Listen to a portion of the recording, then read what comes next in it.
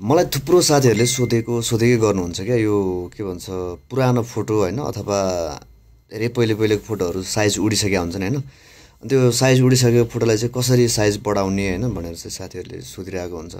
आज चाहिँ म तपाईँहरूलाई पुरानो फोटो एकदमै साइज लस भइसकेको एकदमै हुन्छ नि हेर्दा पनि खिरिङ देखिने खालको फोटोहरूलाई चाहिँ कसरी नयाँ जस्तो बनाउने होइन साइज मजाले चाहिँ बढाउने रिसाइज गर्ने होइन त्यो विषयमा चाहिँ तपाईँहरूलाई मैले यो भिडियो बनाएको छु। भिडियोलाई अन्तिमसम्म हेर्नु होला होइन।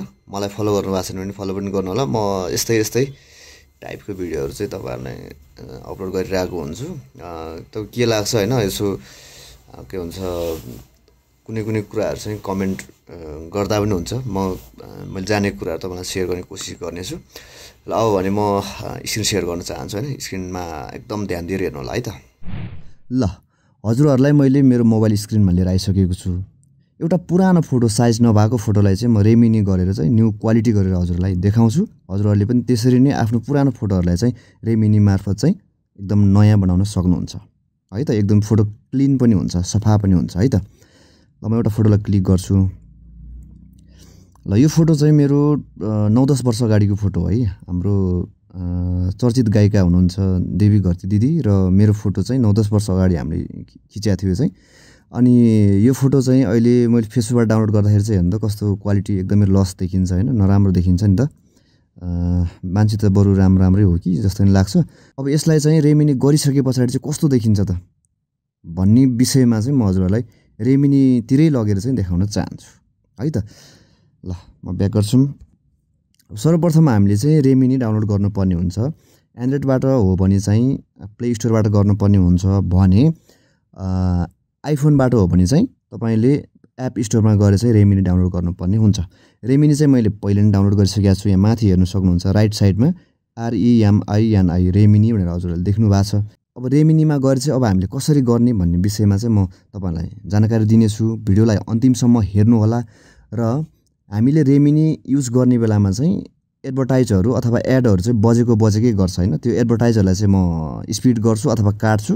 हजुरहरूलाई विस्तृत रूपमा जानकारी पनि दिँदै जानेछु। ल रेमिनीलाई ओपन गर्छु है त। हजुरहरूसँग रेमिनी छैन भने हजुरहरूले चाहिँ डाउनलोड गरिहाल्नुहोस्।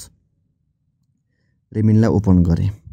रेमिनीलाई ओपन गरेपछि मैले अघि नै भनेको छु यहाँ तपाईँको एडभर्टाइज पनि आउन सक्छ होइन। यतिकै राख्दै पनि एडभर्टाइज बज्न सक्छ है।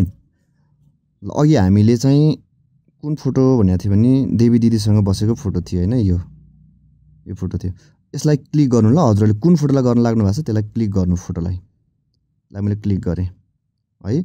अब यहाँ आउँछ होइन इन्हान्स भनेको छ। इन्हान्समा चाहिँ तल लेखेको छ कि वाच अन एड भनेर, एडभर्टाइज हेर्नु भनेर भनेको छ होइन। अनि मात्रै चाहिँ यो काम गर्ने भयो। यदि तपाईँसँग डलर कार्ड छ अथवा मास्टर कार्ड छ होइन, हामी एड स्याड केही पनि हेर्दिनँ भनेर चाहिँ किन्नको लागि पनि तपाईँहरूले चाहिँ तल गएर गर्न सक्नुहुन्छ। यो रिमुभ एड्स एन्ड लिमिट्स भन्ने यो प्रोमा गएर चाहिँ हजुरहरूले किन्न पनि सक्नुहुनेछ है। किन भन्दाखेरि अब किन्दाखेरि चाहिँ 1 महिनाको कि कति लाग्छ अथवा 1 हप्ताको होइन अथवा वार्षिक त्यस्तो तिर्न पनि सक्नुहुनेछ।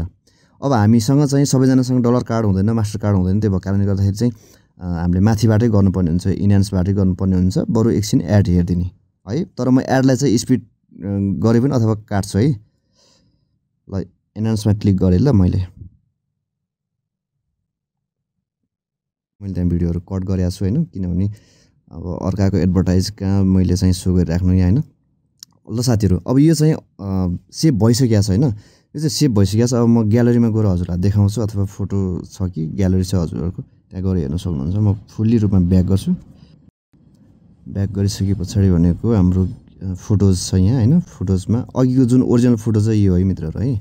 जुन मैले चाहिँ बनाउन लागिरहेको फोटो चाहिँ यो हो भनेदेखि यहाँ हजुरहरूले हेर्नुहोस् यस्तो क्वालिटीको छ भने अब हामीले रेमिनी फ्रीमा होइन अर्काको एड हेरेको भरमा चाहिँ गरेको रेमिनी चाहिँ कस्तो छ भन्ने कुरा चाहिँ ल हेर्नुहोस्। अब यहाँ अर्कै देखिरहेछ।